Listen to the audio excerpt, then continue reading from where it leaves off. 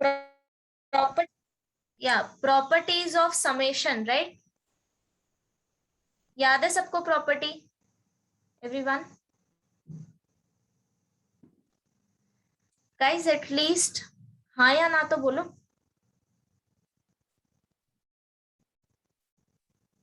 Yes, am I audible? Hello? Yes miss. अजीब हो यार तुम लोग, क्या कर रहे हो? मैंने कॉल से निकल के आके मारना है क्या तुमको? Keep responding. Okay, so last, एक मिनट, कहाँ गया ये? Last time we did up to properties of, this is a problem with this page. Okay. एक मिनट।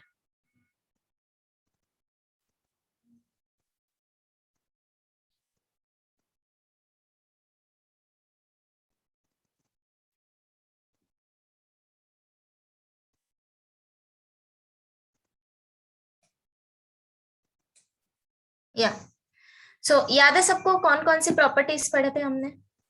Everyone remember? समेशन से एक्सपांशन कैसे करना है, एक्सपांशन फॉर्म दिया हो तो समेशन फॉर्म में कैसे लिखना है? If yes, then will go ahead. See next question. So question number 11th, एक क्वेश्चन मैं बताती हूँ, दूसरा तुम लोग खुद से कर लेना, ठीक है? दोनों का फॉर्म एकदम से सेम है। Okay, so C first one, question number 11. We want to find this value, that is summation of 3 into 2 raised to r, and r हमको कहां से कहां तक दिया है? From 1 to 10. Okay, 1 to 10, and question is कि find this value. ये value हमको फाइंड आउट करना है, ठीक है? नाउ अभी ये कैसे करोगे? So solution sum equal to summation r equal to 1 to 10 3 into 2 raised to r. So कौन सा प्रॉपर्टी अभी तुम यहाँ पे यूज कर सकते हो? अपना नोट्स अपने सामने रखो and check it out and let me know. Okay, 4 property हमने लिखा था कल, 4 प्रॉपर्टी। सो वहां से तुम चेक करो कि कौन सा प्रॉपर्टी इसमें यूज हो सकता है and let me know quickly. First property. No, see first property क्या बोलता है कि अगर मेरे पास दो चीजें हैं जो एडिशन में है, तो हम अगर उसके बाहर समेशन है तो हम समेशन को सेपरेट कर सकते हैं। फॉर एग्जांपल अगर मैंने दिया समेशन ऑफ r प्लस 3, ठीक है? तो अभी दो चीजें यहाँ पे मेरे पास एडिशन साइन से सेपरेट हो रही है, तो तुम समेशन सेपरेट कर सकते हो, summation of r plus summation of 3, like this. Okay, this is the first property. But इस केस में मेरे पास ऐसा कुछ तो है नहीं, राइट? दोनों ही टर्म मेरे मल्टीप्लीकेशन में है, तो कौन सा यूज कर सकते हैं? Fourth property. Okay, fourth property. Fourth property is जब हमारे पास सिर्फ कांस्टेंट हो। ओके, यहाँ पे अभी r नहीं है हमारे पास, सिर्फ कांस्टेंट है। So fourth property is like summation of 3, summation of 4, like this, anything, any constant value. Think about it. Can we use property number 2? Yes. See, property number 2 क्या है? Summation of r equal to 1 to n, जो तुम्हारा variable है, अगर उस function के साथ multiplication में कोई कांस्टेंट नंबर है तो तुम कांस्टेंट को समेशन के बाहर निकाल सकते हो, राइट? यही है हमारा सेकेंड प्रॉपर्टी। तो अभी यहाँ पे देखो फॉर्म क्या है, this is equal to, now r 1 से लेके 10 तक रन हो रहा है और ये तुम्हारा फंक्शन है 2 raised to r, बराबर? इसी में हम r का वैल्यू चेंज करते जाएंगे। इसके मल्टीप्लीकेशन में कांस्टेंट नंबर है, दैट इज 3। आया समझ? तो कर सकते हैं यहाँ पे property use? Tell me, yes और no? So 3 is a constant, you can take it out. So summation के बाहर निकालो 3 को, एंड सिर्फ समेशन अब अप्लाई होगा 2 raised to r में, ठीक है? So this is equal to 3 into समेशन r equal to 1 to 10 2 raise to R. अब देखो ये जो 3 है ना, ये पूरे समेशन के मल्टीप्लीकेशन में, ठीक है, तो ब्रैकेट यूज करो। Now this is equal to 3 into, अब एक्सपांड करो इसको। एक्सपांशन कैसे करते हैं, r फ्रॉम 1 to 10, मतलब कि for r equal to 1 2 3 and so on up to 10, तुम्हें ये एक्सपांड करना है। Put r equal to 1, so first position क्या आएगा, क्या, tell me. Correct. So 2 raised to 1. Second position 2 raised to 2 and so on up to 2 raised to 10. बराबर। अब देखो अगर मुझे ये सम कैलकुलेट करना है तो कौन सा वैल्यू फाइंड आउट करना पड़ेगा, दिस ब्रैकेट। अगर हम ये ब्रैकेट सॉल्व कर लेते हैं तो उस फिर फाइनल आंसर को हम 3 से मल्टीप्लाई करेंगे एंड हम फाइनल सम फाइंड आउट करेंगे, राइट। समझ गए सब लोग। तो अब your task is to find out this bracket. तो ये सम क्या आएगा, 2 raised to 1 2 raised to 2 2 raised to 10। Check करो टर्म्स के बीच में क्या रिलेशन है। सो अगर तुमने सीक्वेंस कंसिडर किया, consider a sequence 2 raised to 1 2 raised to 2 2 raised to 3 and so on up to 2 raised to 10। Check करो क्या ये जीपी में है। Yes. Yes. So why? Because 2 raised to 2 upon 2 is nothing but 2. 2 raised to 3 upon 2 raised to 2 is 2 and so on, right? So therefore अभी यहाँ पे हमें क्या मिल रहा है, कॉमन रेशियो मिल रहा है, that is 2. So therefore sequence GP में है. So therefore 2 2 raised to 2 2 raised to 3 and so on up to 2 raised to 10 is geometric progression. अब ज्योमेट्रिक प्रोग्रेशन है मतलब हमको दो चीजें तो पक्का लिखना है, that is A and R. So first term is 2 and R अभी अभी हमने फाइंड आउट किया है, R equal to 2, right, common ratio. Once you know A and R, क्या ये सम हम लोग फाइंड आउट कर सकते हैं? Yes ma'am. Yes Yes, miss. हाँ, कैसे?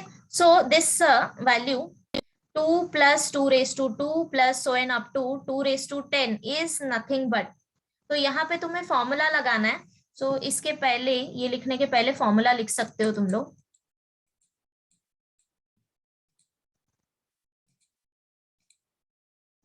ओके, तो ये बाद में लिखते हैं।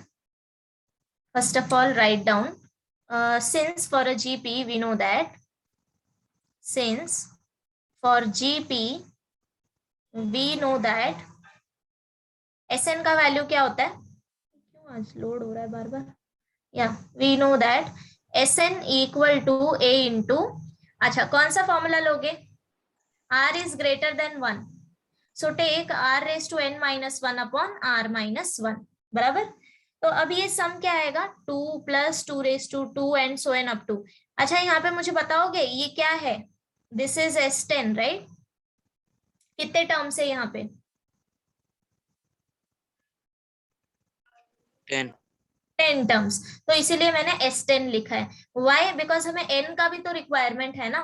Now you know every value A R and n, just value put करो और ये S10 फाइंड आउट करो।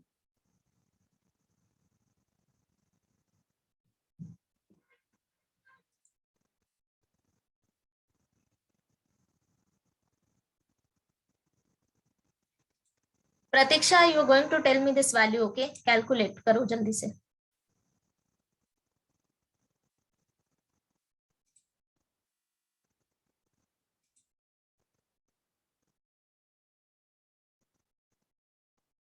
मिल गया। मिल गया आंसर? हाँ मिल गया, 2 into 2 raised to 10 minus 1. Divya, right? Yes. Yeah, so मिला सबको? I'm directly writing down this answer, 2 into 2 raised to 10 minus 1 upon 2 minus 1, so this is equal to 2 into 2 raised to 10 minus 1। मिला सबको? हाँ। ये हो गया ये ब्रैकेट का वैल्यू, ओके, इसको इक्वेशन 1 कंसिडर कर लो। Now therefore from 1 and 2 this sum is equal to, ये तुम्हारा फाइनल आंसर है, okay, 3 into 2 into 2 raised to 10 minus 1, so this is equal to 6 2 raised into to 10 minus 1. Correct, ठीक है। सो therefore अभी सम क्या कंसिडर किया था हमने, 3 into 2 raised to r, so final answer हमेशा लिखना properly. So therefore this r equal to 1 to 10. This is equal to 6 into 2 raised to 10 minus 1 bracket. समझा सबको? तो अभी next sum as a homework कर लोगे, नोट कर लो जिसने नोट नहीं किया होगा. मैम बोलो. मैम जो लास्ट में आपने Rohit. 6 into 2 into 10 raised to n जो निकाला है उसको पूरा सॉल्व करेंगे तो भी चलेगा कि वहां तक भी लिखेंगे तो चलेगा? यहां तक लिखोगे तो भी चलेगा. ठीक है, आगे नहीं करोगे तो भी चलेगा, बिकॉज ये पावर ज्यादा है ना, 2 raised to 10. अगर 4, 5 इतना होता तो ठीक है, कैलकुलेट कर लेते. Got my point? मैंने पर कर दिया. Okay, no issues.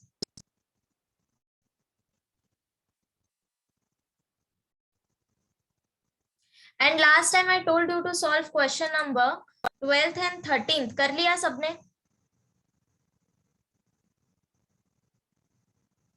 ऐसे सेम सम हमने लास्ट एक्सरसाइज में किया था.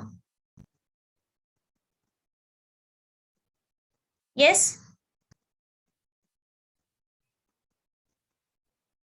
ओके, तो मैं नहीं सॉल्व कर रही because you are not saying anything.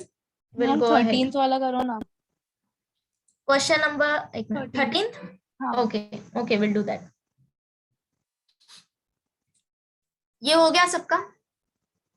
Yes madam. Yes, ma'am. Okay, तो अगर ये कंप्लीट हो गया है तो क्वेश्चन नंबर 2 कर लोगे यहाँ से? यस. सेम बिल्कुल ऐसा ही है. Okay, so will now go for 13th. See, if one invest rupees 10,000 in a bank at a rate of interest 8% per annum. Okay, सो मतलब कि जो इनिशियल अमाउंट इन्वेस्ट किया है वो कितना है? 10,000. Okay, this is your bank. ये पहले यहाँ पे जाके इन्वेस्ट कर दिया है. नाउ अभी पर एनम इंटरेस्ट रेट इसमें क्या लगेगा? That is 8%. अभी ये 8% मतलब कि तुम अमाउंट कैसे फाइंड आउट करोगे कि कितना अमाउंट तुम्हें मिलेगा?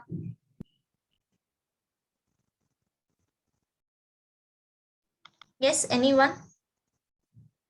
अच्छा, ये जो 8% है ये किसका है? 8% of 10,000, right? So correct. So ये तुम्हारा इनिशियल अमाउंट है. In means after every year 8% of 10,000 इसमें इंक्रीज होगा. ओके, सो तो फर्स्ट जो वैल्यू होगा वो 8% ऑफ 10,000 होगा. तो पहले तुम लोग ये वैल्यू कैलकुलेट करके बताओगे मुझे क्या आएगा?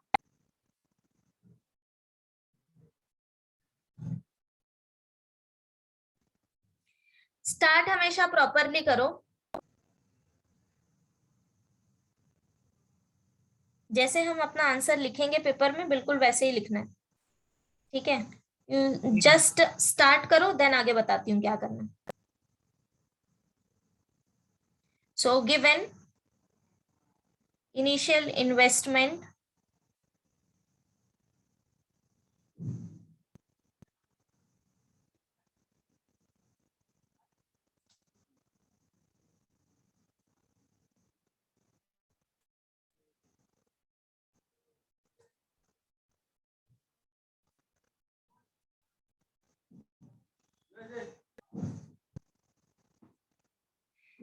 किया, क्या अमाउंट आया? 800. कौन सा एक्सरसाइज चल रहा है हमारा? 2.2, राइट? ओके,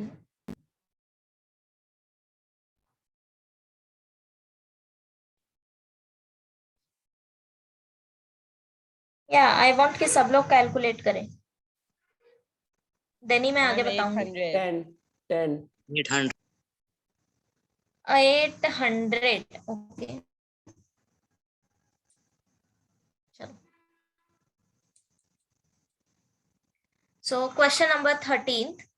सबसे पहले तो amount invested given, invested amount is equal to 10,000 rupees, right? Then इसके बाद इंटरेस्ट रेट क्या दिया है? Since rate of interest is equal to 8%, right? So therefore अभी 8% of 10,000 क्या आ जाएगा? 8% of 10,000, ये तुमको कैलकुलेट करने बोला था ना. So this is equal to, अच्छा इसका मैथमेटिकल फॉर्म क्या होता है? 8/100 into 10,000. करेक्ट. सो परसेंटेज मतलब कि 1/100, ऑफ मतलब कि इनटू, एंड जिसका हम ले रहे हैं वो मल्टीप्लिकेशन में आएगा, राइट? सो ये हो गया 8% ऑफ दिस. तो अगर तुमने ये वैल्यू कैलकुलेट किया तो ये मिलेगा 800. मिला सबको? अब मुझे बताओ, ये तो हो गया इंटरेस्ट अमाउंट, बट मैं अगर बोलूं कि आफ्टर 1 ईयर तुम्हारे पास कितने पैसे होंगे तो क्या आएगा? ये था तुम्हारा इन्वेस्टेड अमाउंट और ये रहा तुम्हारा इंटरेस्ट. तो आफ्टर 1 ईयर तुम्हारे पास कितने पैसे होंगे? मैम कंपाउंड इंटरेस्ट निकालना है ना? आप या उसको ऐसे ही ट्रीट करो जैसे हम नॉर्मली, अभी यहाँ पे तुमको ऐसे कुछ खास लेना नहीं है. Simple interest, compound interest, normally interest. 10,800. Correct. समझा सबको? सो आफ्टर 1 ईयर कितना आएगा वैल्यू? सो इन शॉर्ट अगर मैं इन सबको असेंबल करके लिखूं तो ये क्या आ जाएगा? So amount after first year, amount after first year is equal to 10,000 plus 8% of 10,000. Is it correct? बराबर? Yes ma'am. हम इंटरेस्ट रेट हमेशा ऐड करेंगे. सो नाउ तो ये जब कैलकुलेट करोगे तो क्या आएगा? 10,000 plus 800. Let me write down this.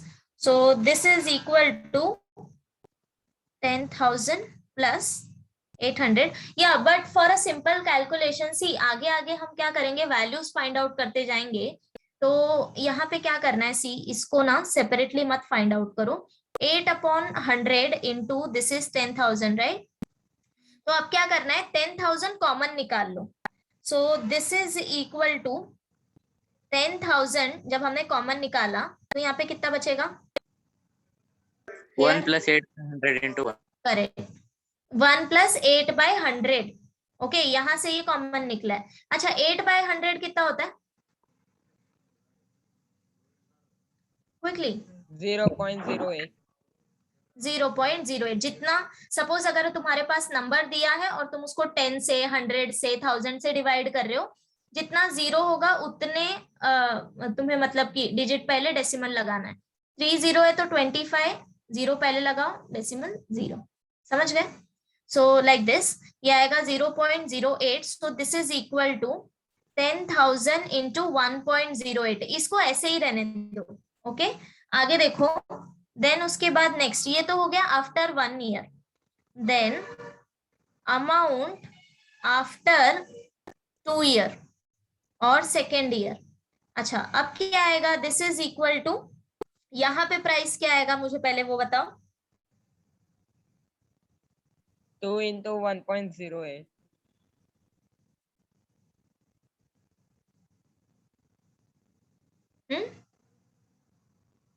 अच्छा जब फर्स्ट ईयर खत्म हुआ तब तुम्हारे पास इतना अमाउंट है, करेक्ट? अब सेकेंड ईयर में जब तुम आफ्टर जब सेकेंड ईयर निकालोगे तब ये अमाउंट तुम कंसिडर करोगे ना, इसमें तुम इंटरेस्ट रेट ऐड करोगे, बराबर? अब तुम्हारा वैल्यू बढ़ चुका है 10,000 से. So now your value is 10,000 into 1.08, correct? And again यहाँ पे क्या आएगा? 8% ऑफ. किसका 8% आएगा? अब जो तुम्हारा इनिशियल वैल्यू है उस पे इंटरेस्ट लगेगा. समझ गए? तो अब वैल्यू क्या है? 10,000 इंटू 1.08. ये समझ आया क्या सबको?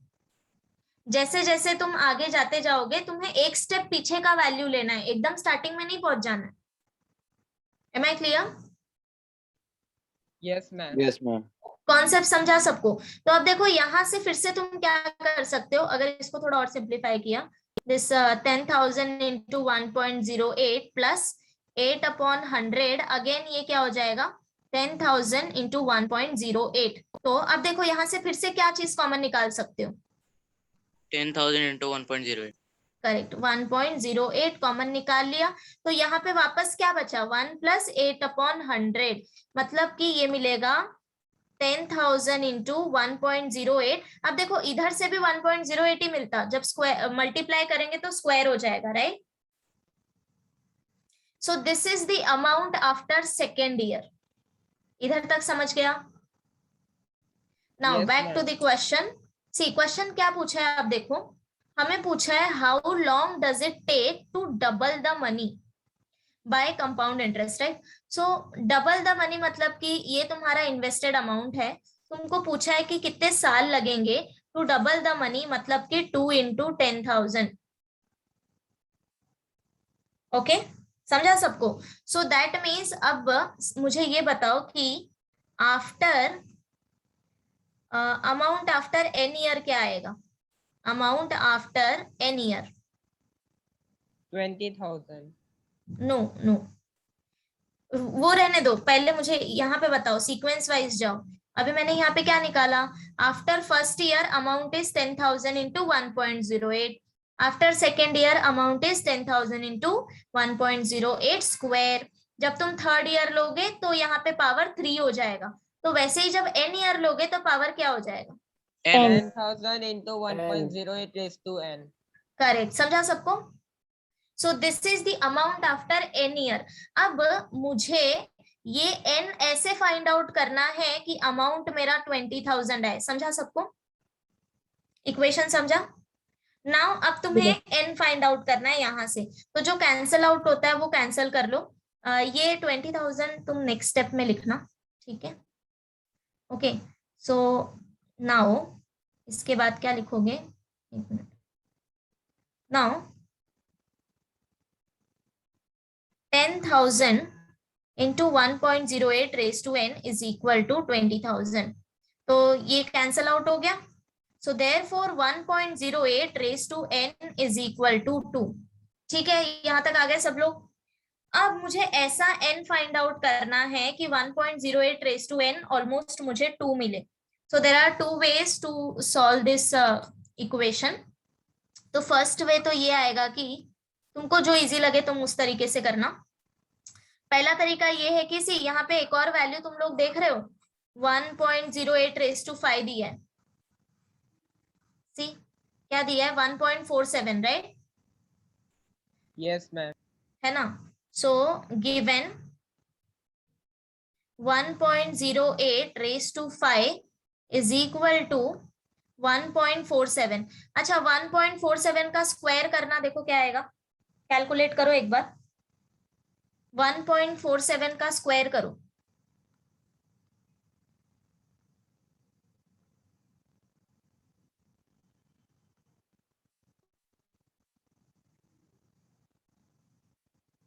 मैम 2.16 आ रहा है। 2.16, राइट? 1.47 into 1.47, या 2.16, करेक्ट। अब देखो ये 2.16 इज अप्रोक्सीमेटली इक्वल टू 2 ना, अगर मैं ईयर वाइज लू। सो अगर मैं बोल रही हूँ 2.1 ईयर, मतलब कि ऑलमोस्ट 2 ही पकड़ सकते हो तुम लोग, राइट? है ना? सो दैट मीन्स अब देखो अगर तुमने यहाँ पे स्क्वायर किया on both side, okay, on both side, तो राइट हैंड साइड तो तुमने कैलकुलेट कर लिया, 2.16 आएगा। लेफ्ट हैंड साइड देखो 1.08 raised to 5, इसका हमें स्क्वायर करना है, this is equal to 1.47 square. सो अब देखो यूज लॉ ऑफ इंडाइसेस, तो ये वैल्यू क्या आ जाएगा, 1.08 raised to 5 + 2 10. या प्लस नहीं होगा, यहाँ पे मल्टीप्लीकेशन होगा, रूल याद रखो, a raised to m into a raised to m is a raised to m plus n। इस केस में पावर ऐड होगा। अगर a raised to m raised to n दिया है तो इस केस में पावर मल्टीप्लाई होंगे, ठीक है? बोथ आर डिफरेंट, समझ गए?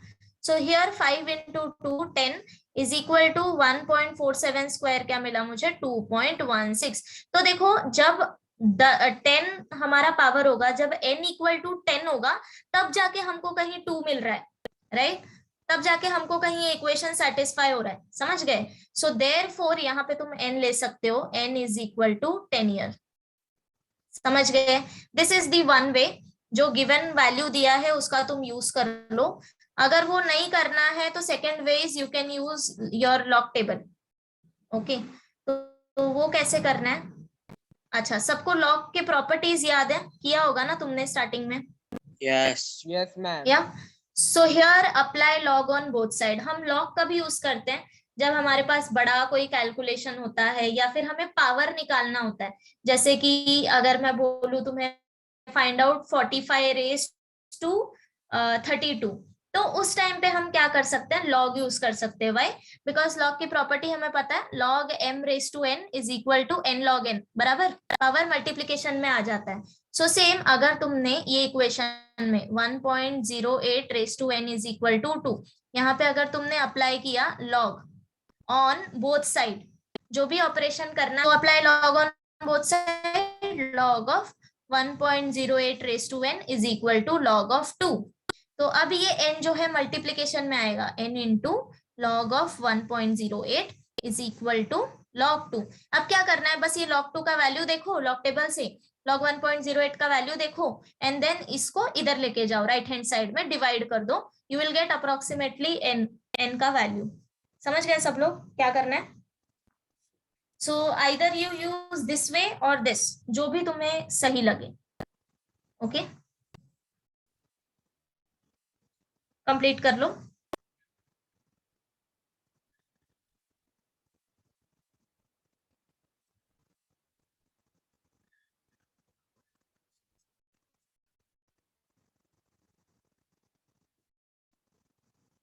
एंड लेट मी नो कहाँ चल रहा है तुम्हारा। ठीक है,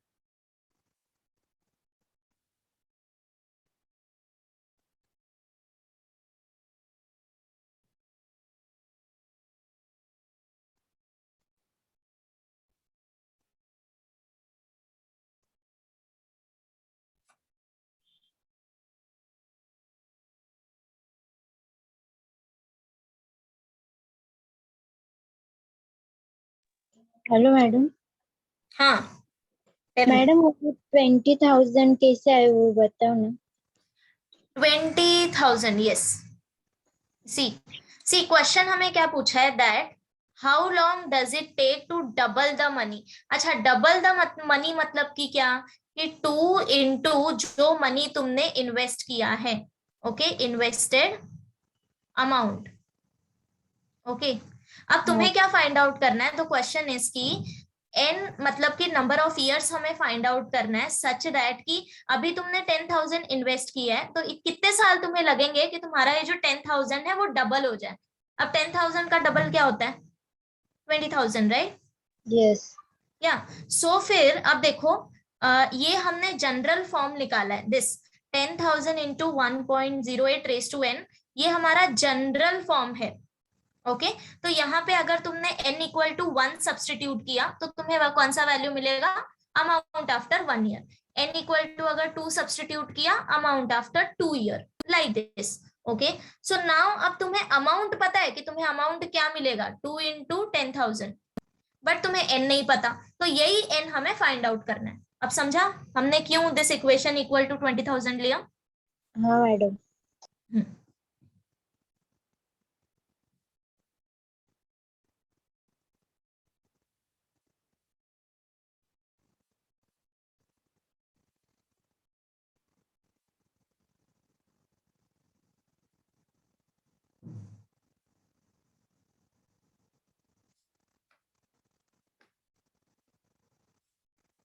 डन? लिख लिया सबने? मैम थोड़ा ऊपर करो ना। हम्म,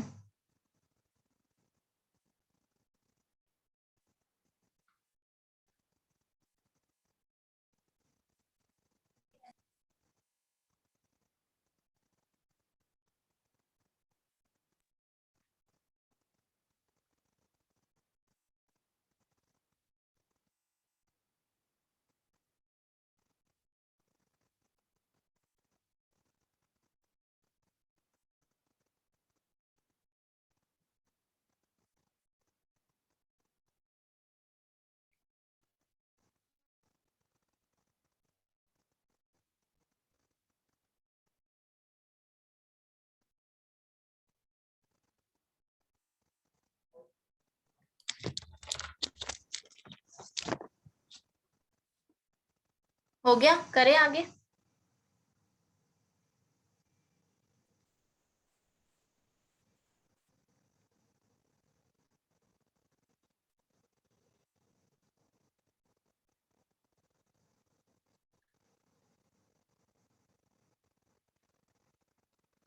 ओके, सो एक्सरसाइज यहाँ पे खत्म होता है। आगे का करते हैं अभी। नेक्स्ट टॉपिक इज, अभी नेक्स्ट टॉपिक स्टार्ट करने से पहले we learn some basic things. अच्छा, मुझे ये बताओ, एनीथिंग डिवाइडेड बाय 0 ये क्या होता है? Not defined. Not defined, right. Not defined, इसी को हम बोलते हैं इनफाइनाइट। ओके, अच्छा, इनफाइनाइट क्या होता है? जिसकी गिनती ना हो सके। करेक्ट। सो इनफाइनाइट का वैल्यू हमें नहीं पता, ठीक है। We can not define this number कि ये कोई नंबर है या क्या है। Okay, we don't know, that's it. Now अब एनी नंबर डिवाइडेड बाय 0 अगर ये फॉर्म आया तो वो नॉट डिफाइंड होता है। बट अगर मैंने अब ऐसे लिया a डिवाइडेड बाय इनफाइनाइट, तो ये वैल्यू क्या आएगा? 0। 0, राइट। इतना पता है सबको। और ये क्यों होता है ये भी तुम चेक कर सकते हो। सो फॉर एग्जाम्पल, अगर मैंने एक सिंपल एग्जाम्पल लिया 1/n का, ठीक है, तो यहाँ पे तुम वैल्यू n का इंक्रीज करते जाओ एंड ऑब्जर्व करो कि जो हमारा आंसर आ रहा है वो क्या आएगा। फॉर एग्जाम्पल, अगर मैंने 1/1 लिया तब तो ये 1 आएगा, right. So this is my number line, 0 से लेके अभी स्टार्ट देखो 1 हो रहा है, ठीक है। Starting is this value 1। why I'm not considering this negative value? because हम n पॉजिटिव वैल्यू सब्स्टिट्यूट करते जाएंगे, ठीक है। सो नाउ अब सब्स्टिट्यूट करो n इक्वल टू 2, तो ये वैल्यू क्या आएगा? 1/2 इज 0.5, राइट। तो अब ये 1 से वैल्यू शिफ्ट हो गया इधर 0.5 पे। नाउ कैलकुलेट 1/3, क्या आएगा? 0.3333। करेक्ट। सो नाउ अब देख रहे हो ये वापस और थोड़ा पीछे आ गया, दैट इज 0.3। अच्छा, अगर मैंने 1/10 कैलकुलेट किया, 0.1। Correct. So now this is 0.1। अच्छा, 1/100, 0.01। करेक्ट। तो now they shifted again here. अब देखो, अब ये कितना भी बड़ा वैल्यू लो, अगर तुमने ये 10,000 लिया तो क्या आएगा? 0.00001, राइट। तो तुम देख सकते हो, जो जब जब तुम ये वैल्यू बढ़ाते जाओगे, अभी तो ये 10,000 लिया है, तब जाके ये 0.000 इतना हो गया, मतलब ऑलमोस्ट निग्लेजिबल। तो अगर मैंने ये 10,000 को इनफाइनाइट तक ले लिया तो ऑब्वियसली ये मेरा वैल्यू कहाँ पे जाएगा? 0। तो समझा a बाय इनफाइनाइट 0 क्यों आता है? Okay, so this is basic thing. Now अभी स्टार्ट करते हैं। हेडिंग डालो, sum of infinite terms of GP. Sum of infinite terms of GP.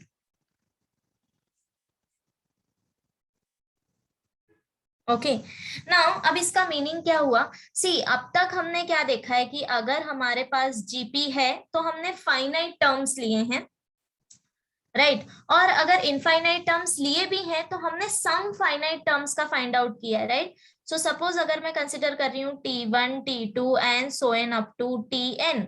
Okay, so हमने सम के लिए अभी तक नोटेशन क्या देखा है? That is SN. SN is nothing but sum of N term. अब यहाँ पे हमें पता है कि n क्या है, right. So this is equal to a into 1 minus r raise to n upon 1 minus r। Now sum of infinite term मतलब कि क्या? तो सपोज अगर मैंने सीक्वेंस दिया है t1 t2 t3 and so on up to tn and इसके आगे भी वैल्यू दे दी है, okay, and now I'm asking that find out this sum t1 plus t2 plus so on up to tn plus so on। so ये sum क्या आएगा? तो this is not equal to sn, ये तुम्हारा sn नहीं है, because n term के बाद भी यहाँ पे टर्म्स हैं। सो जो इनफाइनाइट टर्म्स हैं सबके तुम्हें सम फाइंड आउट करना है. समझा? क्वेश्चन समझा मेरा? दोनों में डिफरेंस समझा? Sum of infinite terms of GP और एसएन में क्या डिफरेंस है? SN is just a sum of first N terms. ठीक है, अगर मैं बोल रही हूँ S2 मतलब कि सिर्फ T1 प्लस T2, अगर मैंने बोला है S4 मतलब कि सिर्फ T1 से लेके T4 तक. समझ गए? सो अब तक हमने फाइंड आउट किया है फाइनाइट सम. नाउ अब हम देखेंगे कि अगर हमें इनफाइनाइट सम फाइंड आउट करने बोला तो वो कैसे करेंगे. क्लियर? सो एक minute, let me clear out this. First of all हम अपना वही सम कंसिडर करेंगे कि Sn क्या होता है, एंड देन हम n को इनफाइनाइट की तरफ लेके जाएंगे. ठीक है, so for a GP Sn equal to a into 1 minus r raise to n upon 1 minus r. Right, now this is equal to, अच्छा सबको डिनोमिनेटर सेपरेट करने आता है, लाइक a माइनस b, एक मिनट, हाँ, a minus b upon c. इसको हम क्या लिख सकते हैं? a by c minus b by c. बराबर, समझा सबको?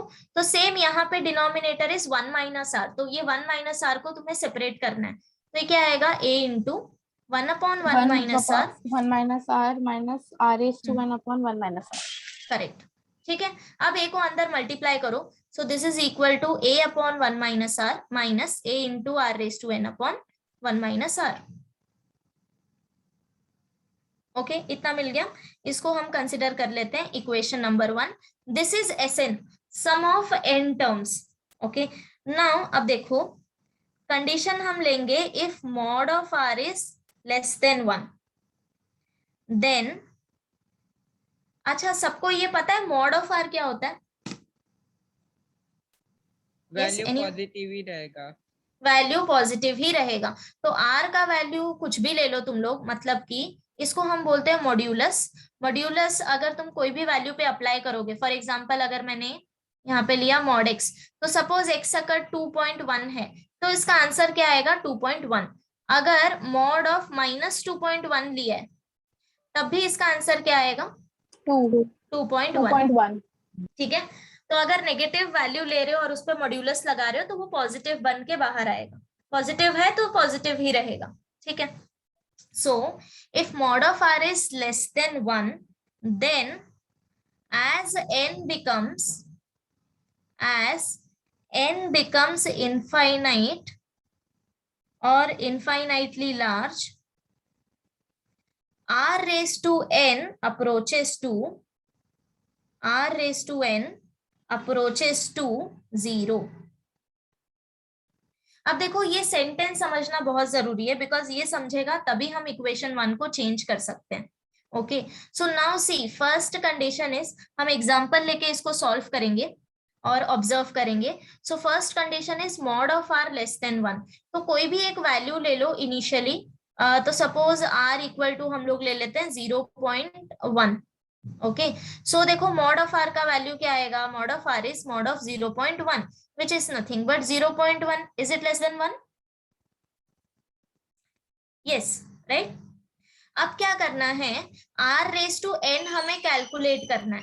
ठीक है, that means 0.1 raised to n. तो हर बार तुम्हें n का वैल्यू बढ़ाते जाना है. ठीक है, तो सपोज अगर n मैंने 1 सब्स्टिट्यूट किया तो वैल्यू क्या मिलेगा मुझे? 0.1. अगर n का वैल्यू तुमने 2 लिया, अब स्क्वायर करो, क्या आएगा value? You can use calculator also, because 0.01. या सो ये वैल्यू हो जाएगा 0.01. 0.1 raise to 5, this is equal to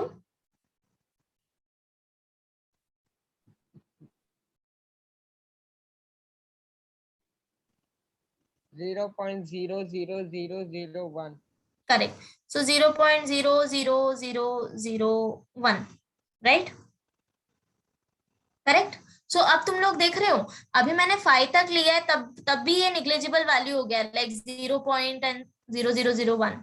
सो जैसे जैसे तुम वैल्यू बढ़ाते जाओगे ये तुम्हारा 0 की तरफ जाएगा. मतलब कि अगर तुम्हारा r लेस देन 1 है और तुम n का वैल्यू इनफाइनाइट की तरफ लेके जा रहे हो, मतलब कि इनफाइनाइट टर्म्स ले रहे हो, तो r रेज टू n तुम्हारा 0 हो जाएगा. समझ गए? ऑब्जर्वेशन समझा? ये सेंटेंस समझा जो मैंने यहाँ पे लिखा है?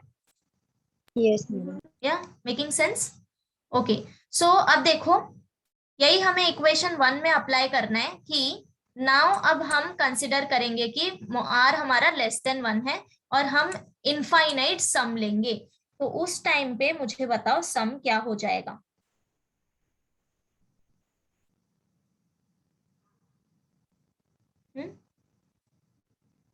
So A this by 1 implies, minus R.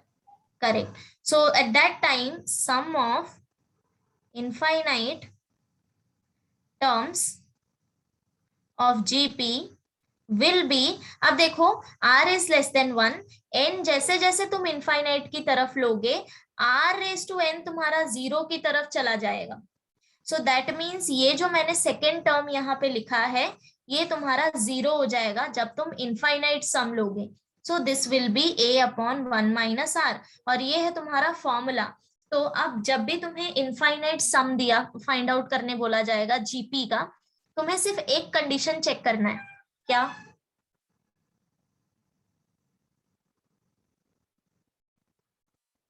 Come on, without this r raise to n 0 नहीं होगा. तो कंडीशन क्या चाहिए तुम्हें? Mod Read. R is less than 1. Correct. सो अगर मॉड ऑफ r तुम्हारा लेस देन 1 है तभी r रेज टू n 0 की तरफ जाएगा जब n इंक्रीज करोगे. तो अगर तुम्हें सम फाइंड आउट करना है तो जीपी में सबसे पहले r फाइंड आउट करो एंड चेक करो क्या r तुम्हारा लेस देन 1 है.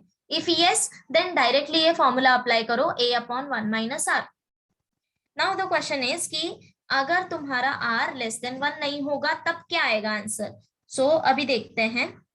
If r is, if mod of r is greater than 1, then sum of infinite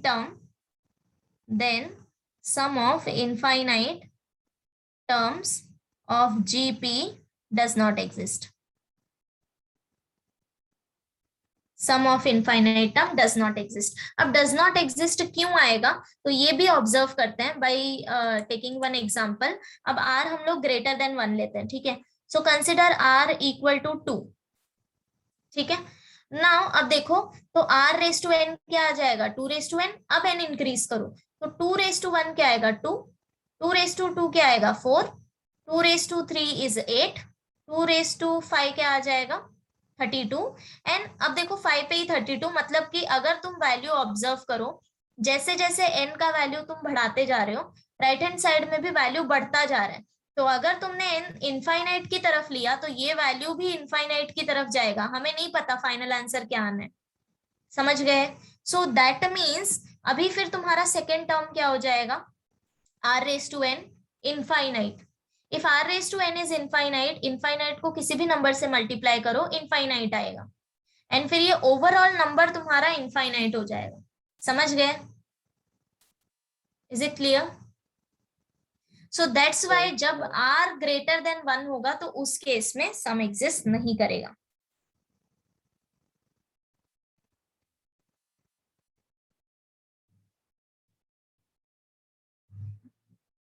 okay मुझे बता सकता है कोई इक्वल टू 1 केस के लिए क्या आएगा?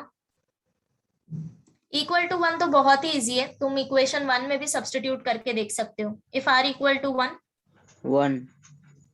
ये ध्यान से भाई. 0 no 0. Check it out. Starting में ही मैंने तुमको कुछ बताया था. If r equal to 1, denominator क्या हो जाएगा? 0. 0. If denominator is 0, that means value is Infinite. Not defined. not defined. तो ये इक्वल टू केस भी इसी में आ जाएगा. If mod of r is greater than equal to 1, then sum of infinite terms does not exist. समझ गए? Yes, ma'am. Okay. Now एक और चीज करेंगे, that is recurring decimal, and then उसके बाद हम एक्सरसाइज पे जाएंगे. So write down heading recurring decimal. सबने ये नाम सुना है कहीं? Recurring decimal any time in your school days? Yes, ma'am. है ना? सो अच्छा, सपोज कोई नंबर अगर मैंने p बाई क्यू फॉर्म में लिखा है where q is not equal to 0, तो जब तुम p को q से डिवाइड करोगे तो तुम्हें जो आंसर आएगा वो डेसिमल में आएगा, राइट। सो अगर हम एक एग्जांपल ले ले, एक सिंपल एग्जांपल 1/5 ले लेते हैं। सो 1/5 इज इक्वल टू, वैल्यू क्या आएगा 0.2, राइट, है ना। Yes ma'am. तो अब देखो यहाँ पे पॉइंट के बाद सिर्फ एक ही डिजिट है 2, एंड यहाँ पे आने के बाद 2 पे आने के बाद डिवीजन वहीं पे खत्म हो जा रहा है, राइट, कंप्लीटली डिवाइड हुआ है ये 0.2। तो ऐसे डिवीजन को हम बोलते हैं, ऐसे डेसिमल को बोलते हैं टर्मिनेटिंग डेसिमल्स, ठीक है। तो यहाँ पे जो डेसिमल पॉइंट है ये तुम्हारा टर्मिनेट हो रहा है, एक फिक्स्ड डिजिट है हमारे पास कि डेसिमल के बाद कितना डिजिट आएगा, ठीक है। बट अगर मैंने सपोज लिया 1/3 तो क्या आएगा आंसर 0.33. यहाँ पे स्टॉप हो रहा है, नहीं मैम, और रिपीट होता जाएगा 3। तो ये रिपीट होता जाएगा, इसका एंड नहीं है, ये 333 रिपीट हो रहा है, ठीक है। तो ऐसे डेसिमल को हम बोलते हैं नॉन टर्मिनेटिंग डेसिमल, ठीक है। तो अभी ये दो चीज आ गई हमारे पास, फर्स्ट इज टर्मिनेटिंग मतलब कि एंड हो रहा है, और ये सेकंड आ गया नॉन टर्मिनेटिंग। अब नॉन टर्मिनेटिंग के भी ना टाइप होते हैं, जैसे कि अब देखो यहाँ पे, अच्छा पाई का वैल्यू क्या आता है 3.14 एंड आगे भी आता है, बट हम लोग 3.14 कंसिडर कर लेते हैं, राइट, है ना। सो ये जो नंबर होते हैं, अभी मैं फिलहाल के लिए लिख रही हूँ कुछ भी बिकॉज मुझे याद नहीं है। सो 5 6 7 3 वॉट एवर। अब देखो ये दोनों टाइप देखो, जो फर्स्ट टाइप है उसमें भी हमारा डेसिमल टर्मिनेट नहीं हो रहा, और जो सेकंड है उसमें भी डेसिमल टर्मिनेट नहीं हो रहा, बट दोनों में डिफरेंस है। क्या डिफरेंस है, जो फर्स्ट है उसमें एक पर्टिकुलर नंबर रिपीट हो रहा है, बार बार बार बार वही आएगा, राइट, बट सेकंड में नंबर बदल रहे हैं। वी कैन नॉट से कि इसके बाद क्या डिजिट आएगा, समझा सबको डिफरेंस। Yes. सो इसको बोलते हैं हम रिकरिंग, और तुम इसमें बता सकते हो कि कौन सा नंबर रिपीट हो रहा है। तो यहाँ पे कौन सा नंबर रिपीट हो रहा है 3. 3, राइट। अब इसको लिखने का एक शॉर्टकट तरीका होता है, अगर तुमको 0.33333 ऐसे नहीं लिखना है तो सिंपली राइट डाउन 0.3 बार, जो नंबर रिपीट हो रहा है उसके ऊपर तुम्हें बार लगाना है, ओके। कभी कभी ऐसा भी होता है कि दो नंबर रिपीट होते हैं, फॉर एग्जांपल 0.151515 अगर ऐसा मैंने लिया तो इसको तुम लिख सकते हो 0.15 बार। मैम एक सिंगल डिजिट रहेगा तो वो डॉट भी लगाते हैं ना, डॉट, अच्छा हाँ ऊपर 3 ऐसे ऐसे, ऐसे या राइट। या कोई और भी कुछ पूछ रहा था रोहित? मैम मैं भी वही बोलने वाला था। या this also you can use, ठीक है। बार मैंने यहाँ पे इसलिए डिनोट कर दिया कि यूजुअली बार यूज किया जाता है, डॉट भी यूज करते हैं, आगे तुमको टेक्स्ट बुक में जो नोटेशन आएगा वो बार आएगा, सो दैट्स व्हाई, ठीक है। चलो सो लिख लेते हैं 2-3 सेंटेंस एंड देन इसके बाद क्वेश्चंस करते हैं। Right down heading recurring decimals.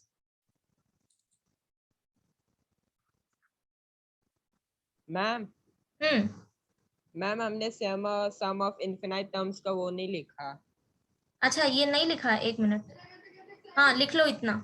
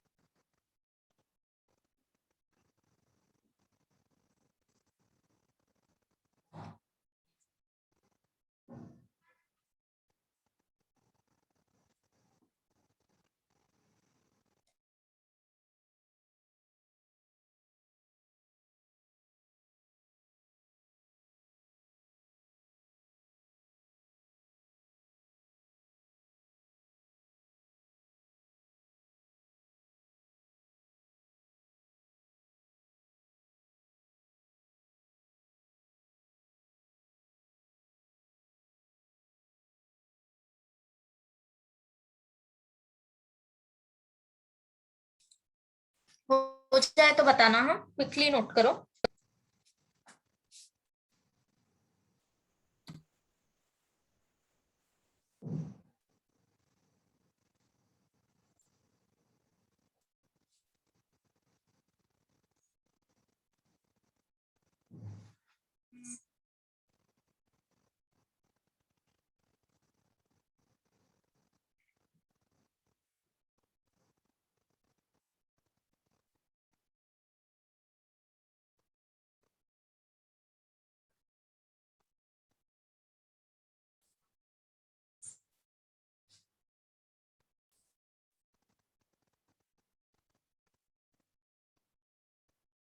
Done?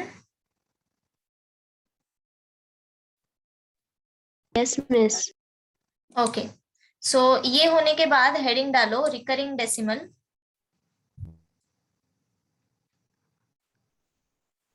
And then वहां पे लिखो next line,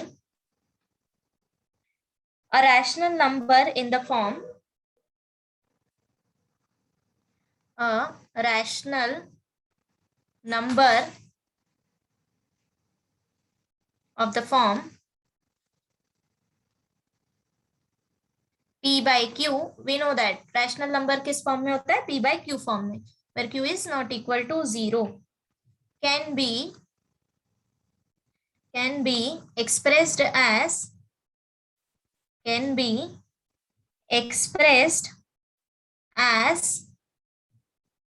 a terminating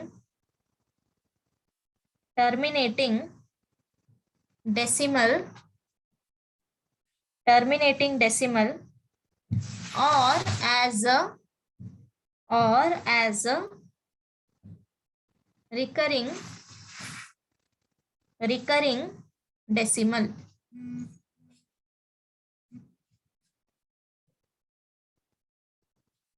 recurring decimal. अभी एग्जाम्पल तुम खुद से लिख लो। एक एग्जाम्पल लिखो जो टर्मिनेटिंग होगा, दैट इज 1/5 ले लो। 1/5 is 0.2, so this is a terminating decimal. And next example ले सकते हो तुम लोग 1/3, so this is equal to 0.3333 and so on, which is a recurring decimal. मैं नॉन रिकरिंग क्यों नहीं ले रही अभी, या फिर नॉन टर्मिनेटिंग? वाई? बिकॉज यहाँ पे मैंने रैशनल नंबर्स प्रिफर किया है, right? So in this case see this pi is irrational number, right? So I am considering just this rational number, इसीलिए यहाँ पे सिर्फ हम रिकरिंग डेसिमल लेंगे। Now this is equal to 0.3 bar और 0.3 dot, ये भी लिख सकते हैं।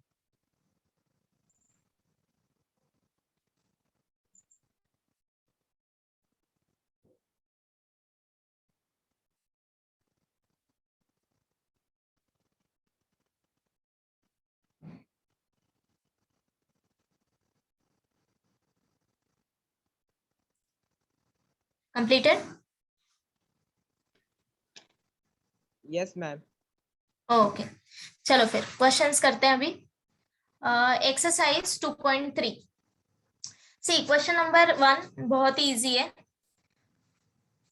क्या दिया है? Determine whether the sum to infinite of the following GPs exist. तो सबसे पहला क्वेश्चन तो आता है एग्जिस्ट का। क्यों? बिकॉज कभी हमारा आर ग्रेटर देन 1 हो सकता है और कभी हमारा आर लेस देन 1 हो सकता है, तो इसीलिए तुम्हें चेक करना है कि आर क्या है, ग्रेटर देन 1 है या नहीं है। If r is less than 1, in that case sum of infinite terms of GP exist नहीं करेगा, वोंट एग्जिस्ट, राइट? अगर आर तुम्हारा लेस देन 1 है तब सम तुम्हारा एग्जिस्ट करेगा, और वो सम तुम्हें फाइंड आउट करना होगा। क्वेश्चन समझा सबको? So will solve any one question. तो डायरेक्टली अभी 5th से स्टार्ट करते हैं, चलेगा? सो 5th स्टार्ट करते हैं। स्टार्टिंग के सम वैसे भी इजी होते हैं। तो let me do this, I tell you लिखना कैसे, एंड देन एक सम तुम खुद सॉल्व करना, बाकी हम एज अ होमवर्क सॉल्व करेंगे। So exercise 2.3 question number 1 5th सम। अभी सीक्वेंस क्या दिया हमें? 9, 8.1, this 7.29 and so on, right? तो सबसे पहले तो सी, अब देखो तुम्हें ये चेक करने की जरूरत बिल्कुल नहीं है कि सीक्वेंस तुम्हारा जीपी में है या नहीं। वाई? बिकॉज ऑलरेडी तुम्हें दे दिया है कि द फॉलोइंग जीपी एग्जिस्ट और नॉट, मतलब कि जीपी है ये हमें पता है। So this is given GP is, बस तुम्हें क्या फाइंड आउट करना है? ए एंड आर का value. So here a is equal to 9 and r equal to, तो इसके लिए हम क्या कर सकते हैं? 8.1 डिवाइडेड बाय 9। तो ये वैल्यू बताओ क्या आएगा? 0.9। 0.9, राइट? नाउ अब क्या करोगे? Directly 0.9 less than 1? Yes, ma'am. Yes, Yes. पक्का सब लोग?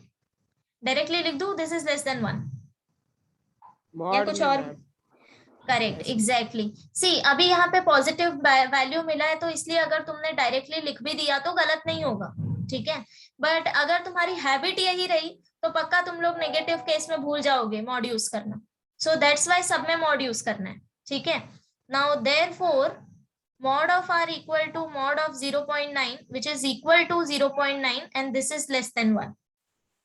So therefore नेक्स्ट इज जो तुम्हें सबसे पहला क्वेश्चन पूछा है कि सम एग्जिस्ट करता है कि नहीं। Therefore sum of infinite terms of GP exist. Okay, अब एग्जिस्ट करता है तो हम सम फाइंड आउट कर ही लेंगे ना। So therefore 9 plus 8.1 plus 7.29 plus so on up to is equal to a upon 1 minus r. अब जस्ट a और r का वैल्यू पुट करो और फाइनल आंसर निकालो। So this is equal to 9 upon 1 minus 0.9. So this is equal to 9 upon 0.1. अब इसको solve करना तो आता है ना। 10 से हम क्या करेंगे, मल्टीप्लाई करेंगे न्यूमरेटर एंड डिनोमिनेटर में, तो डेसिमल हट जाएगा। So this is equal to 90। समझा? अब इसको तुम s भी ले सकते हो, s इक्वल टू 19 से। Okay, if this is clear, कोई भी एक सम उठा लो यहां से और देखो सॉल्व करके आ रहा है क्या चेक करने। एक minute, I will tell you कौन सा चेक करना है। 4th चेक करो।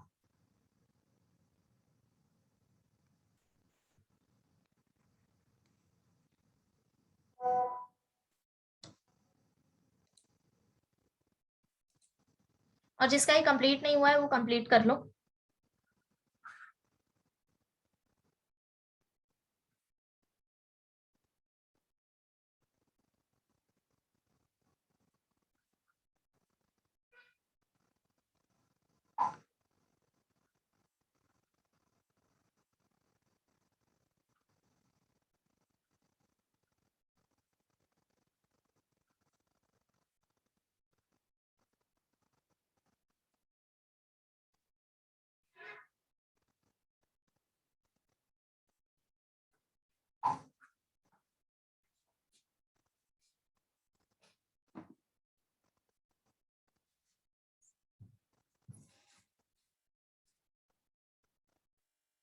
Ma'am, I think greater than 1 आ रहा है। Correct correct. r greater than 1 नहीं मिला होगा, to be more precise. 2 ma'am R2 मिला। 2 greater than 1। r2 नहीं मिला होगा बेटा, चेक करो एक बार। -2 मिला था मैम, उसे मॉड से करके 2 मिला। Correct correct. So r is -2, तो r is less than 0 and less than 1, but हमें मॉड r चेक करना है, right. So here mod of r तुमको मिलेगा mod of -2 which is equal to 2 and this is greater than 1। So therefore sum exist नहीं करेगा। समझ गया ना? दोनों केस हमने देख लिया, जहां पे एग्जिस्ट करेगा और कहां पे एग्जिस्ट नहीं करेगा, ठीक है। तो आप बाकी के सम कर सकते हो as a homework. Ma'am madam हाँ, टेल मी। मैडम वहाँ ना लेस देन दिया है ना आपने, जो सम किया है वो उसमें बाकी में कैसा म्हणजे कैसे सॉल्व करना वो नहीं समझा मुझे। हाँ, okay, wait Geeta, I got you. See, have you understood this? ये जो मैंने यहाँ पे लिखा है ये समझ आया क्या? There are 2 condition. फर्स्ट, जब मॉड ऑफ r तुम्हारा लेस देन 1 रहेगा तभी हमारा सम एग्जिस्ट करेगा और तभी हम ये फॉर्मूला यूज कर सकते हैं। फॉर एग्जाम्पल, अगर r तुम्हें 0.1 मिला है तो mod of r equal to क्या आ जाएगा? Mod of 0.1 which is 0.1। Positive का मॉड हमेशा positive, and this is less than 1, correct. तो इस केस में सम एग्जिस्ट करेगा और वो सम तुम्हारा क्या आएगा? a/1 - r। आप ये फॉर्मूला यूज कर सकते हो उस केस में, ठीक है। बट अगर मुझे r मिला, r इक्वल टू 2, ये तुम्हें वैल्यू फाइंड आउट करना पड़ेगा। जीपी दिया रहेगा तो r फाइंड आउट करना, राइट। सो अगर r 2 मिला है तो मॉड ऑफ r क्या हो जाएगा? Mod of 2 this is equal to 2 which is greater than 1। इस केस में हम ये फॉर्मूला नहीं यूज करेंगे, तो इस केस में क्या आएगा, सम डज नॉट एग्जिस्ट। समझ गए Geeta, is it clear? So हमने यहाँ पे 2 क्वेश्चन सॉल्व किया। First one, see first question था दिस वन, फिफ्थ वन। तो यहाँ पे हमें r 0.9 मिला है, this is less than 1, correct, mod value is less than 1। तो हमने सम फाइंड आउट कर लिया, sum exist and sum will be a upon 1 minus r। But अगर हमने फोर्थ क्वेश्चन कंसिडर किया तो यहाँ पे r का वैल्यू फाइंड आउट करो, r equal to -2 upon 5 divided by 1/5। तो ये 5 कैंसिल हो गया और आंसर मिलेगा -2।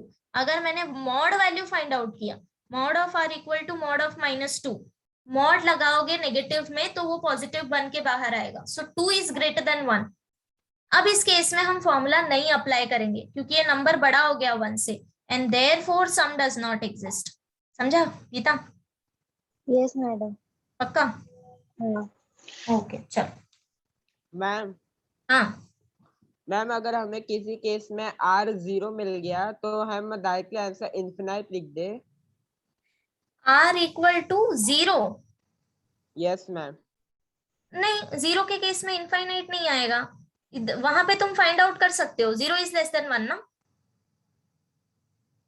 पर मैम हम लोग सॉल्व करेंगे तो डिनोमिनेटर हमारा 0 आ जाएगा और 0 आना भी एक तरह से इनफिनाइट हो जाता है ना।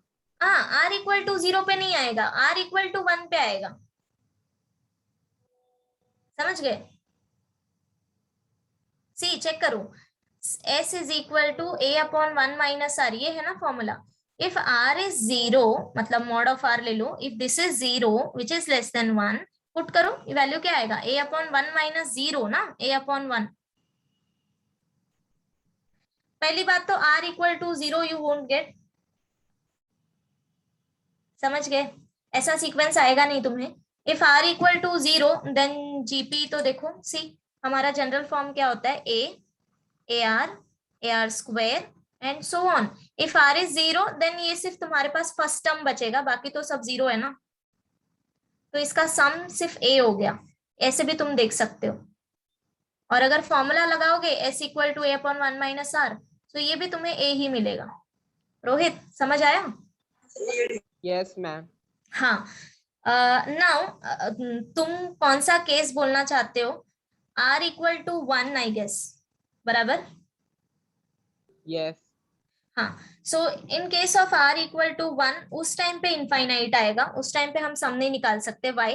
बिकॉज सी अगर मैंने जनरल फॉर्म भी ले लिया, a ar square and ar cube and so on, ये हो गया मेरा इनफाइनाइट जीपी। कोई भी जीपी तुम्हारा इसी फॉर्म में है, बराबर? कोई भी जीपी ले लो। सो दैट मीन्स अगर यहाँ पे r तुमने 1 लिया तो वैल्यू आएगा a and so on up to infinite times. तो अगर मैंने a को इनफाइनाइट टाइम्स ऐड किया तो ऑब्वियसली वैल्यू मुझे इनफाइनाइट मिलेगा। समझ गए? Yes ma'am. या सो फॉर्मूलाज तुम यूज कर सकते हो r लेस देन 1 के लिए, तो उस केस में 0 भी चलेगा, बट 0 वाला नहीं आएगा, सीक्वेंस ही नहीं आएगा, सिंगल टर्म आता है ना उस केस में, r इक्वल टू 0 नहीं आएगा। Okay fine. सो क्वेश्चन नंबर 1, अब कितने सम बचे? 3 बचे, तो ये कर लेना तुम लोग, ठीक है? अगर r लेस देन 0 है तो directly apply a upon 1 minus r formula. Okay, question number 2 little bit different. See express the following recurring decimal as a rational number. अब मुझे बताओ, रैशनल नंबर के फॉर्म में रिप्रेजेंट करना है, मतलब कैसा form? p/q form. p/q form, right. तो जो तुम्हें 0.7 बार दिया है, इसको तुम्हें p/q फॉर्म में लेके आना है। ओके, सर टेल यू कैसे करना है। By using geometric progression we can convert this recurring decimal into rational number. So question number 2, first one, see पहले तो क्या दिया है, 0.7 बार, right? So solution। अच्छा, अब मुझे बताओ 0.7 बार को हम क्या लिख सकते हैं? 0.77 राइट, करेक्ट। तो ये आगे जाता जाएगा। अब देखो ये जो 0.777 है, इसको मुझे प्लस फॉर्म में लिखना है, तो हम यहाँ पे एक छोटा सा एग्जाम्पल लेते हैं, ओके, ऑब्जर्व करते हैं। अच्छा, सी 0.7 एंड 0.07 क्या आएगा ऐड करने के बाद? 0.77 77, राइट। अच्छा, अगर मैंने 0.7 0.07, मुझे इसके आगे एक और 7 चाहिए, आई वॉन्ट दिस, तो मैं यहाँ पे क्या और ऐड करूँ नंबर? 0.007. 0.007 राइट, ओके, तो ये वैल्यू मुझे मिलेगा 0.777। एक और 7 चाहिए इसके आगे, तो क्या ऐड करूं? 0.0007. समझा अभी?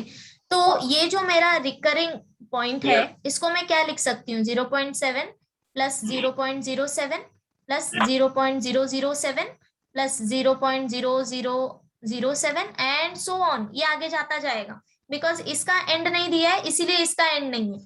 समझ गए सब लोग? गुनगुन मम्मी को चाय देकर आ। ओहो रोहित, गुनगुन जा, मम्मी मांगी।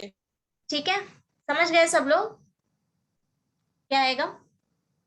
नो, अब देखो, चेक करो कि ये जो मैंने टर्म्स लिखा है इनके बीच में कुछ रिलेशन है, एपी में है, जीपी में है, चेक करो जरा।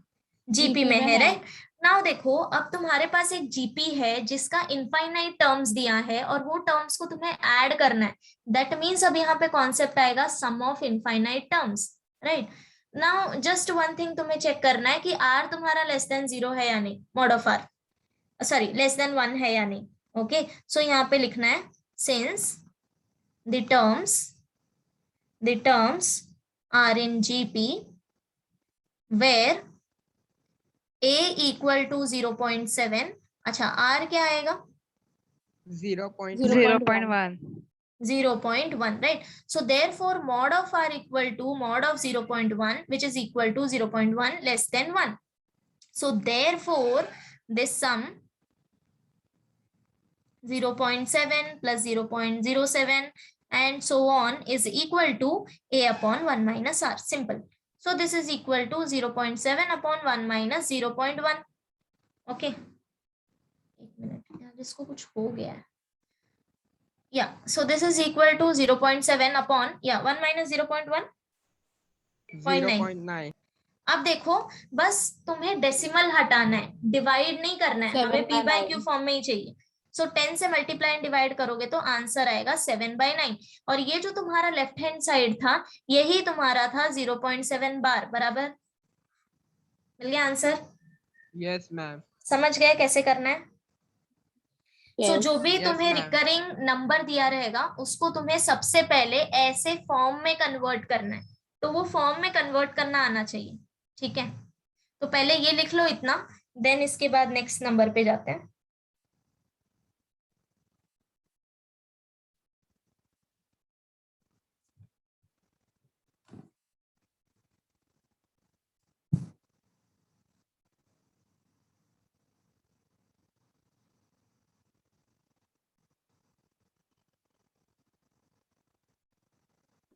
मैडम वहाँ 0.9 कैसे आया?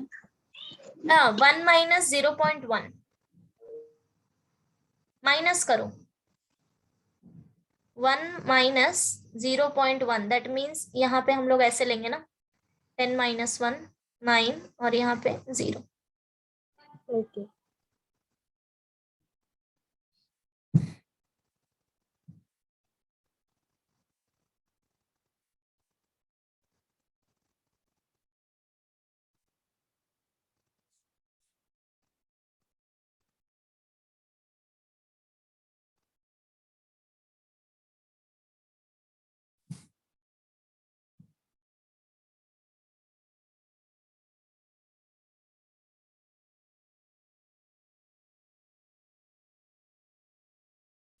हो गया? हाँ मैडम। Okay, yes ma'am. चलो, सो अभी नेक्स्ट नंबर देखते हैं तो तुमको आइडिया लगेगा कैसे करना है। सी ये जो सारे हैं ना, चारों डिफरेंट है, ठीक है? अब देखो सेकंड वन देखो, 2.4 बार। सो तुम्हें सम लेना आना चाहिए बस कि कैसे लेना है। 2.4 bar is nothing but 2.4444 so on, right? Okay अब देखो, अगर तुम्हारे पास 0 पॉइंट रिकरिंग नंबर है तो तुम डायरेक्टली लिख सकते हो 0 पॉइंट, सपोज 111 ले लिया तो 0.1 प्लस 0.01 ऐसे डायरेक्टली। बट अगर 2 पॉइंट समथिंग या फिर इंटीजर फॉर्म में है, ठीक है, 0 नहीं है यहाँ पे, हमारा नंबर है, राइट, तो नंबर और डेसिमल को पहले अलग करो। सो ये क्या आ जाएगा 2 plus 0.4444 and so on, correct. Now this is equal to 2 plus 0.4 plus 0.404 plus 0.004 and so on. समझा सबको एक्सपांशन? Yes ma'am. ठीक है, अब तो कर सकते हो ना। अब तुम्हें क्या लेना है, दिस इज योर जीपी। तो सबसे पहले तुम्हें इतना सम फाइंड आउट करना है using concept of sum of infinite terms, and then final answer अभी यहाँ पे कंप्लीट नहीं होगा, उसमें तुम्हें 2 ऐड करना है, तब जाके तुम्हें फाइनल आंसर मिलेगा। तो करोगे इसके आगे अभी?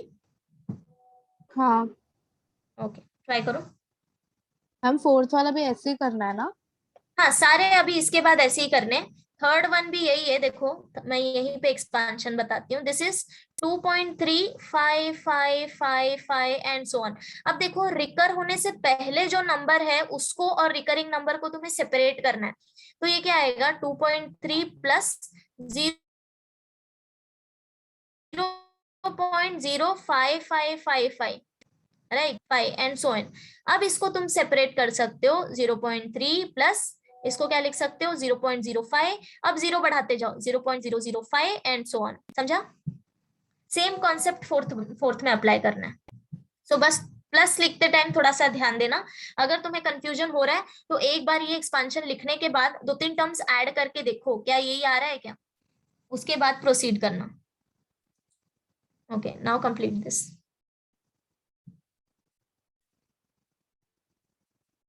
मैम आर मिल गया। क्या मिला R? 0.1। Correct. So consider sequence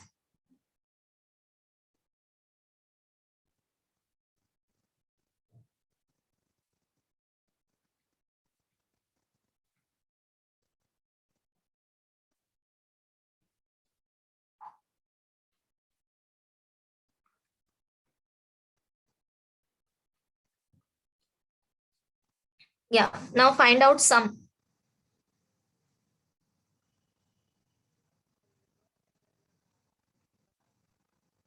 Four by 9. 4/9. Correct.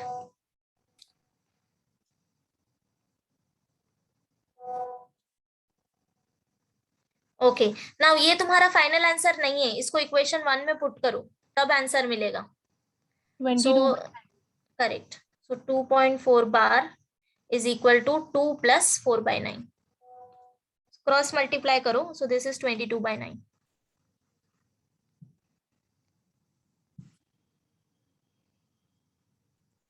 ठीक है ना? Yes, ma'am. Okay yes ma'am. चलो क्वेश्चन नंबर 3। सी थर्ड भी तुम लोग खुद से कर सकते हो, रीड करते हैं। See common ratio of a GP is 2/3। That means कौन सा वैल्यू दिया है हमें?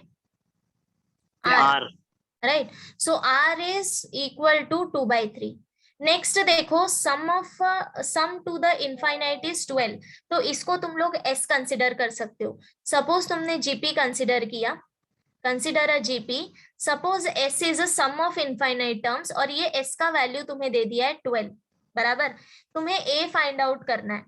नाउ अब चेक करो क्या तुम्हारा आर लेस देन 1 है, क्या तुम एस के लिए फॉर्मूला अप्लाई कर सकते हो?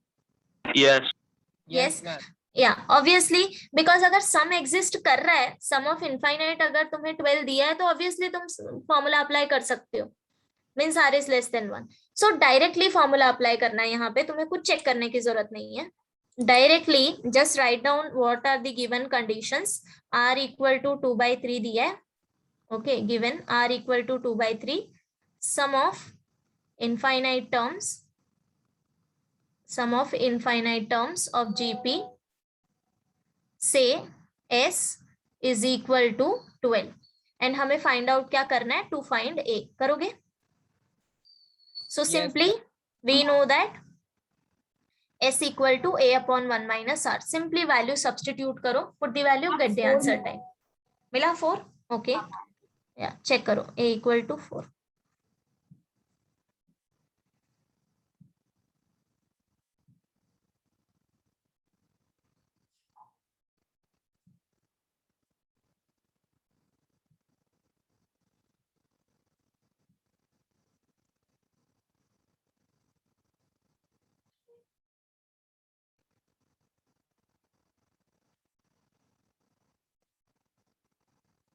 डन, सबको मिला?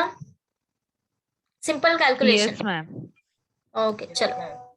सो जैसे क्वेश्चन नंबर 3 किया है, क्वेश्चन नंबर 4 बिल्कुल वैसा ही है, तो इसको एज अ होमवर्क कर लेना. अभी यहाँ पे हमें क्या दिया है, A एंड S दिया है, R हमें फाइंड आउट करना है. So same formula same apply करना है. So 4th as a homework try करना, इसको कंप्लीट कर लेना. Now will solve this question number 5th. Okay, so see 5th read करो. The sum of an infinite GP is 5 and the sum of the square of these terms is 15. तो हमें GP find out करना है. समझा question सबको? Okay, तो infinite terms ले लो GP के, AR square and so on. आगे जाएगा, क्यों स्क्वायर नहीं हो रहा, AR square and so on. Okay, so ये हो गया मेरा इनफाइनाइट टर्म्स, राइट. सी अगर तुम्हें फाइनाइट GP बोला है, तुम AR रेज टू n-1 तक कंसिडर करते थे. अभी यहाँ पे इनफाइनाइट टर्म्स बोला है ना, so consider up to infinite terms. इसका सम तुम्हें दिया है 5, that means A plus AR square and so on, this is equal to 5. Correct. Next condition देखो, sum of the square of this term, मतलब इसका जब तुम वापस स्क्वायर करके सम करोगे तो तुम्हें 15 मिलेगा. और क्वेश्चन इज की फाइंड आउट GP, मतलब कि AR स्क्वायर, ये तुम्हें टर्म्स फाइंड आउट करना है. नाउ अभी मुझे बताओ, अगर तुम्हें GP फाइंड आउट करना है तो रिक्वायरमेंट क्या है? रिक्वायरमेंट पता होगा तभी तो वैल्यू फाइंड आउट कर पाएंगे ना. If I want to find this terms AR square, तो सबसे पहले मुझे क्या फाइंड आउट करना पड़ेगा? Value of R. Value of R and value of A, दोनों भी हमें नहीं दिया है, right. So using these two conditions हम पहले ये वैल्यू फाइंड आउट करेंगे.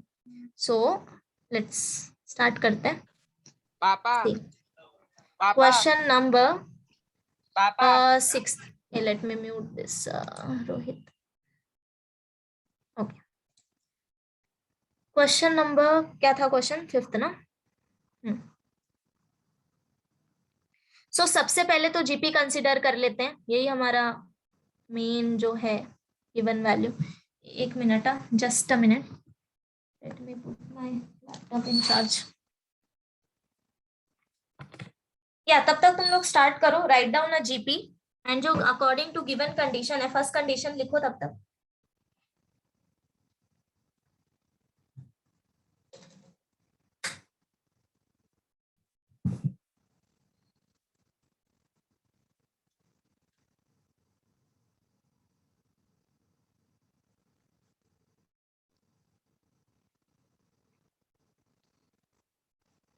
Okay, so consider a GP AR square and so on.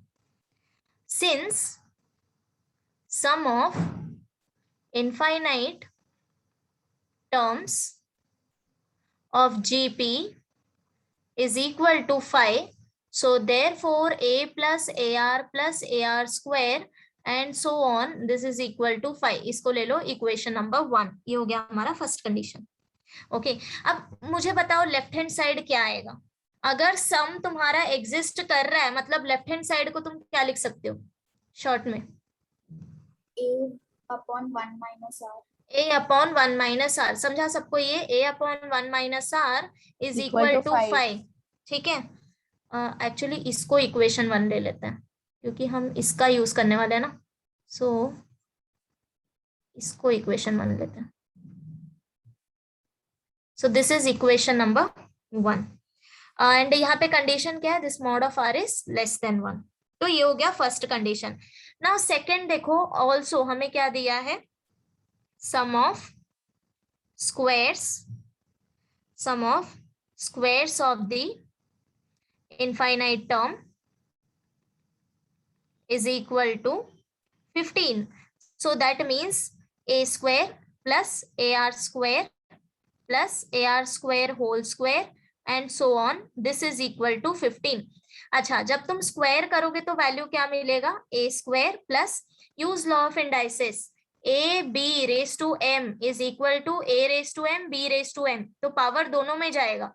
So that means a square r square plus a square r raised to 4 and so on, this is equal to 15, right? Yes, ma'am.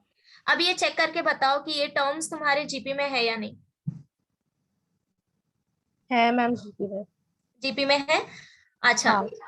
And are भी तुम्हारा less than 1 है, why, because हमने यहीं पे consider किया है that mod of are is less than 1। If mod of are is less than 1, obviously यहाँ पे कॉमन रेशियो क्या मिल रहा है, r square. R square. If mod of are is less than 1, obviously mod of r square भी less than 1 आएगा ना, बराबर? यस मैम, है ना। सो ये सम क्या लिख सकते हैं हम लोग, तो sum is equal to first term upon 1 minus common ratio. इसको ऐसे रीड करो, तब जाके तुम यहाँ पे कंफ्यूज नहीं होंगे। S equal to first term upon 1 minus common ratio. Forget about A and R. First term upon 1 minus common ratio. So therefore यहाँ पे क्या आएगा, first term A square. A square upon 1 minus common ratio क्या है इस GP में, A square. common ratio Sorry, R square. R square, समझा? So this is equal to 15. ये हो गया इक्वेशन नंबर 2। अब ये दो इक्वेशन का यूज करना है हमें। स्क्वायर भी लिख सकते थे ना, हाँ, होल रेज टू स्क्वायर भी लिख सकते थे ना, ब्रैकेट डाल के। Whole 1 minus r raise to 2। नहीं ma'am, a upon 1 minus r whole raise to square, whole raise to 2। अच्छा, a upon 1 minus are whole square, like this. Yes ma'am. No, ये गलत है, एक minute, let me clear out this. हाँ see, थोड़ा नीचे चले जाते हैं। ओके, तो नहीं सिलेक्ट हो रहा। See this two values no, a square upon 1 minus are square, a square upon 1 minus are whole square, a upon 1 minus are square. See मैंने यहाँ पे 3 चीजें लिखी हुई हैं, ठीक है। सो ये जो मेरा फर्स्ट वैल्यू है, इसमें तुम्हारा न्यूमरेटर है a square, denominator is 1 minus are square, यहाँ पे सिर्फ आर स्क्वायर में है, नोट इट डाउन, ठीक है। सेकेंड वैल्यू में numerator is square, denominator also square, meaning समझा इसका मैंने अभी क्या बोला, न्यूमरेटर स्क्वायर में है, डिनोमिनेटर भी स्क्वायर में है। जो तुम्हारा फर्स्ट वैल्यू था, इसमें डिनोमिनेटर स्क्वायर में नहीं था, सिर्फ टर्म तुम्हारा स्क्वायर में था। समझ गए क्या डिफरेंस है? सो इसमें अगर तुम लॉ ऑफ इंडाइसेस यूज करो, which is a raised to m upon b raised to m is equal to a by हाँ मैम, फिर कोई फर्क नहीं पड़ता ना उससे। या late me clear out this.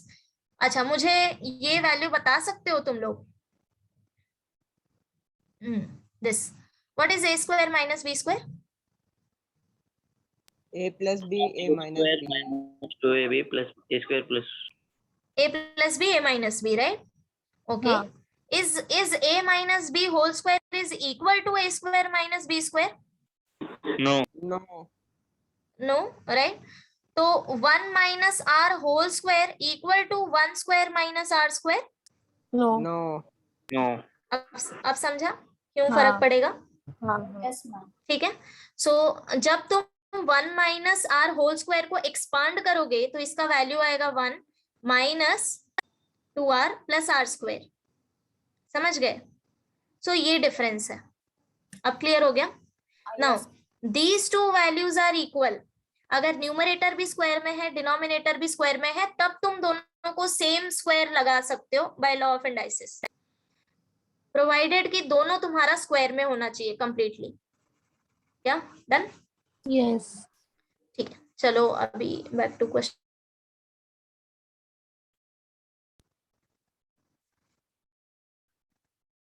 कहाँ पे थे हम लोग? हाँ, इक्वेशन 1 और 2। या नाउ अभी हमें a और r का वैल्यू फाइंड आउट करना है, बट ऑब्जर्व कर सकते हो कि दोनों टोटली मतलब अलग अलग हैं। फर्स्ट वन में स्क्वायर जैसा कुछ नहीं है एंड सेकेंड टर्म में a square and r square आ रहा है। तो हम ट्राई करेंगे कि इक्वेशन नंबर 1 को कन्वर्ट करें इन टर्म्स ऑफ 2, मतलब कि थोड़ा बहुत तो सेम दिखे, है ना।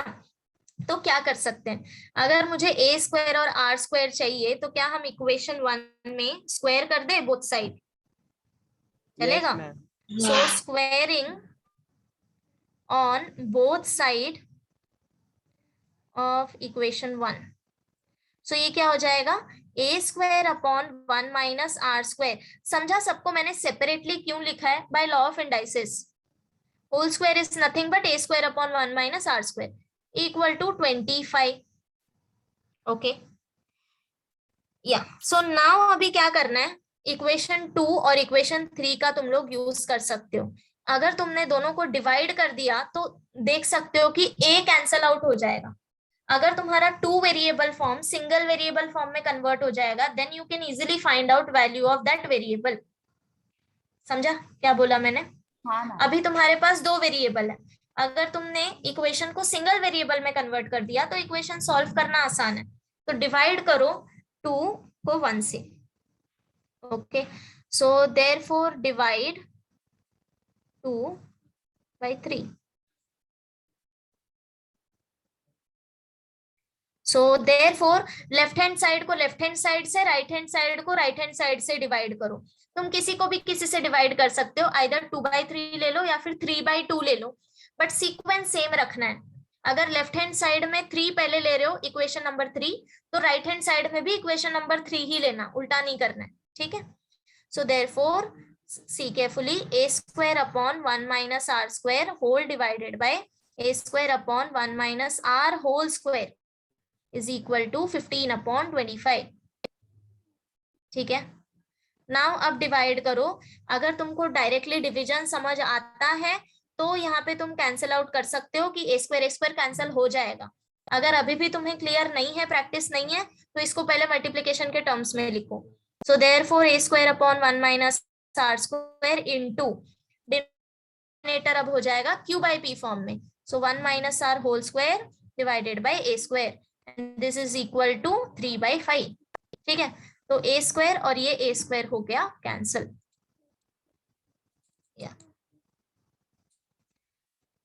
कहाँ गया? हाँ, अब आगे कैसे करोगे सॉल्व r के लिए? मैम यस मैम हम 1 तो माइनस आर स्क्वायर और 1 प्लस आर स्क्वायर को डिवाइड कर सकते हैं। 1 minus are whole square upon 1 minus are square? नहीं, नो नो नो, मैंने 1 माइनस आर स्क्वायर का वैल्यू निकाला तो आया मुझे 1 plus r square minus 2r। तो दोनों को डिवाइड कर सकते 1 प्लस आर स्क्वायर और 1 माइनस आर स्क्वायर को। यस सी, उस केस में अगर तुम ऐसे प्रोसीड करोगे 1 minus 2r plus r square divided by 1 minus are square, हाँ, इस केस में डिवीजन थोड़ा सा डिफिकल्ट, मतलब कि पॉलिनोमियल टू पॉलिनोमियल डिवीजन सीखा है कभी तुमने? Yes ma'am. हाँ, इस केस में फिर ऐसे जाना पड़ेगा, बट इट्स बेटर कि ये तुम ना करो बिकॉज इससे भी एकदम इजी वाला हो सकता है मेथड। 1 माइनस आर स्क्वायर को हम क्या लिख सकते हैं? 1 स्क्वायर माइनस आर स्क्वायर लिख दे, चलेगा? नहीं। यस मैम, चलेगा। चलेगा ना? तो अब हमें पता है a square minus b square क्या होता है? a plus a plus b into a a minus minus a minus b. तो इसको हम क्या लिख सकते हैं? 1 माइनस आर स्क्वायर, तो एज इट इज रहेगा, denominator 1 plus r 1 minus r, so this is equal to 3/5। अब तुम कैंसिल आउट कर सकते हो, ये वैल्यू कैंसिल हो जाएगा। अभी भी ऊपर न्यूमरेटर में 1 माइनस आर बचा है, so therefore 1 minus r upon 1 plus r is equal to 3/5। अब फिर इसको क्रॉस मल्टीप्लाई करके वैल्यू फाइंड आउट करना, समझ गए? कर लोगे इसके आगे का? हाँ ma'am. So once you know value of r, find out this r, then calculate a, and then फिर terms 2-3 निकाल लेना, a, ar और ar square, इतना निकाल लोगे तो भी चलेगा। ठीक है, तो ये कंप्लीट कर लेना, इट्स ऑलरेडी 8:05 या सो ये कंप्लीट कर लेना, फिर नेक्स्ट लेक्चर में आगे का देखते हैं। क्लियर? Okay ma'am. ओके, चलो फिर स्टॉप करते हैं यहीं पे।